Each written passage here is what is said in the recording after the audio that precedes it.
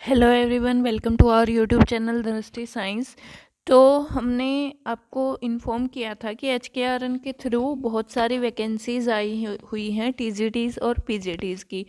तो उसके लिए जो है अंकों का बंटवारा कैसे होगा, कैसे जो है कंप्लीट लिस्ट बनेगी और कैसे जो है सिलेक्शन होगा कैंडिडेट का, तो यहाँ पे हम उसके बारे में डिस्कस करेंगे कि जो अंक देने की पॉलिसी है वो कैसे है। तो यहाँ पे देखो 100 अंकों की मेरिट लिस्ट तैयार होगी और उसमें जो है अंकों का बंटवारा होगा। तो सबसे पहले यहाँ पे देखो 100 अंक कैसे मिलेंगे। 100 अंक में से 40 अंक जो है वो आपकी पारिवारिक आय के होंगे, जो कि परिवार पहचान पत्र के अनुसार देखी जाएगी। ठीक है।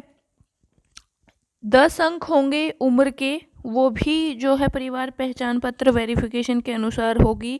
स्किल क्वालिफिकेशन अगर आपके अंदर कोई है अलग से तो उसके 5 अंक दिए जाएंगे। अतिरिक्त शैक्षणिक योग्यता अगर है तो उसके 5 अंक दिए जाएंगे। सामाजिक आर्थिक मानदंड के जो सोशियो इकोनॉमिक क्राइटेरिया है उसके 10 अंक जो है मिलेंगे। सीईटी अगर क्वालिफाई है तो उसके 10 अंक मिलेंगे। और एज ऑफ डिप्लॉयमेंट, जो भी कैंडिडेट है उसकी एज के 10 अंक मिलेंगे। और प्रदेश सरकार में अनुभव के उसको 10 अंक मिलेंगे। अगर आपको स्टेट में कोई भी आपने जॉब की है कॉन्ट्रैक्चुअल, ठीक है, तो उसके आपको 10 अंक मिलेंगे। और टोटल जो है 100 अंक, यहाँ पे 100 अंकों के आधार पे मेरिट तैयार होगी। अब जो आय के हैं, आय कहाँ से देखी जाएगी? परिवार पहचान पत्र के अकॉर्डिंग देखी जाएगी। पारिवारिक आय के 40 अंकों का यूं किया गया है बंटवारा। हरियाणा परिवार पहचान पत्र प्राधिकरण द्वारा सत्यापित उम्मीदवार की वार्षिक परिवार आय के आधार पर 40 अंक होंगे। अगर 1 लाख से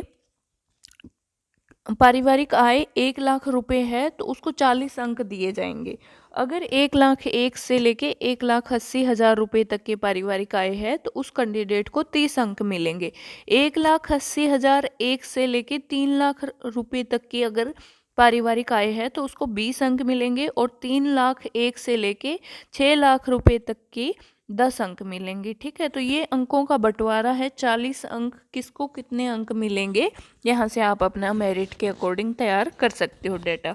ठीक है, आगे देखो उम्र के 10 अंक यूं मिलेंगे। अब 10 अंक एज के हैं तो वो एज कैसे देखी जाएगी कि नौकरी की सिफारिश के साथ उम्मीदवार की उम्र के आधार पर 24 से 36 वर्ष तक 10 अंक तथा 36 से 42 वर्ष तक आयु के 5 अंक मिलेंगे। ठीक है, अगर आपकी एज 24 से 36 है तो 10 के 10 मार्क्स आपको मिल जाएंगे एज के। और अगर 36 से 42 है तो वहाँ पे 5 अंक मिलेंगे। स्किल क्वालिफिकेशन और हायर क्वालिफिकेशन के 5-5 अंक यूं मिलेंगे। नौकरी के लिए प्रासंगिक NCVT और SCVT और SVSU विश्वविद्यालय मान्यता प्राप्त ITI से कौशल प्रमाण पत्र होने पर उम्मीदवार को 5 अंक मिलेंगे। और उसी लाइन में बुनियादी योग्यता के आधार पर हायर क्वालिफिकेशन के 5 अंक मिलेंगे। अगर आपने आपकी जो भर्ती है उसके उससे ऊपर लेवल की क्वालिफिकेशन आपने कर रखी है तो वहाँ पे अतिरिक्त 5 नंबर आपको उसके मिलेंगे, मगर न्यूनतम हायर क्वालिफिकेशन 8वीं पास होगी। सामाजिक आर्थिक मानदंड के 10 अंक कैसे मिलेंगे? अनाथ होने पर 10 अंक मिलेंगे, मगर ये 25 साल के तक के उम्मीदवार को ही मिलेंगे, 25 से ज़्यादा वाले को नहीं मिलेंगे। विधवा होने पर 5 अंक मिलेंगे और फादरलेस के 5 अंक मिलेंगे। सीईटी के 10 अंक कैसे मिलेंगे? अगर सामान्य पात्रता परीक्षा के सफलतापूर्वक उत्तीर्ण करने वाले, जिसका क्लियर भी है, जैसा कि आपको बताया कि 50% का क्राइटेरिया था सीईटी क्वालिफाइंग का, तो अगर क्वालिफाई भी है तो भी उसके कितने मिलेंगे? 10 अंक मिलेंगे। एज ऑफ डिप्लॉयमेंट के 10 अंक यूं मिलेंगे। तो PPP के अनुसार जो उम्मीदवार उसी ब्लॉक के नगर निगम के निवासी हैं उन्हें 10 अंक मिलेंगे। और निकटवर्ती ब्लॉक या नगर निगम रहने वालों को 5 अंक मिलेंगे। अगर आप अपने उसी ब्लॉक के लिए अप्लाई करते हो तो वहाँ पे 10 अंक मिलेंगे। और अगर पास वाले ब्लॉक के लिए आप अप्लाई कर रहे हो कहीं दूसरे नगर निगम या ब्लॉक के लिए तो वहाँ पे आपको 5 अंक मिलेंगे उसके, जिनके लिए नौकरी अधिसूचित करी गई है। और प्रत्येक नगर निगम को एक अलग ब्लॉक माना जाएगा और नगर पालिका और नगर परिषदों को ब्लॉक का हिस्सा माना जाएगा। हरियाणा सरकार के अनुभव के 10 अंक ऐसे मिलेंगे। हरियाणा सरकार के नियंत्रण में किसी भी विभाग, बोर्ड, विश्वविद्यालय, सार्वजनिक क्षेत्र के उपक्रम, मिशन या फिर प्राधिकरण में काम करने वाले पूर्व अनुभव रखने वाले उम्मीदवारों को अतिरिक्त 10 अंक दिए जाएंगे।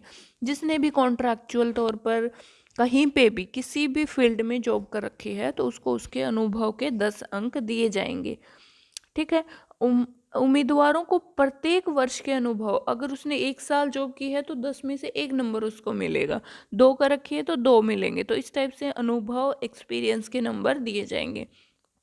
अगर एक ही स्कोर पर 2 उम्मीदवारों हुए तो टाई से फैसला होगा। 2 कैंडिडेट के सेम मार्क्स बन गए तो वहाँ पे जो है उनके जो है ज़्यादा उम्र वाले को प्राथमिकता मिलेगी। दोनों अगर सेम नंबर पे हैं तो जिसकी एज ज़्यादा है उसको पहले जॉब के लिए माना जाएगा, उसको जो है प्राथमिकता मिलेगी। अगर उम्र भी एक समान हुई तो इंग्लिश अल्फ़ाबेटिकल ऑर्डर में नाम पहले आएगा, उसके अनुसार मेरिट बनेगी। तो अल्फ़ाबेटिकल ऑर्डर में ये देखा जाएगा कि किसके नाम का अल्फ़ाबेट जो है वो पहले आ रहा है, तो उसके अकॉर्डिंग उसका सिलेक्शन होगा।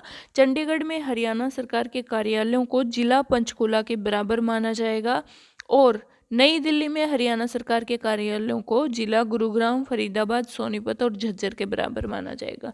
तो ये थी अपडेट आपको कैसी लगी कमेंट बॉक्स में ज़रूर बताएं। वीडियो अच्छी लगी तो वीडियो को लाइक करें और चैनल को सब्सक्राइब करें। Thank you very much.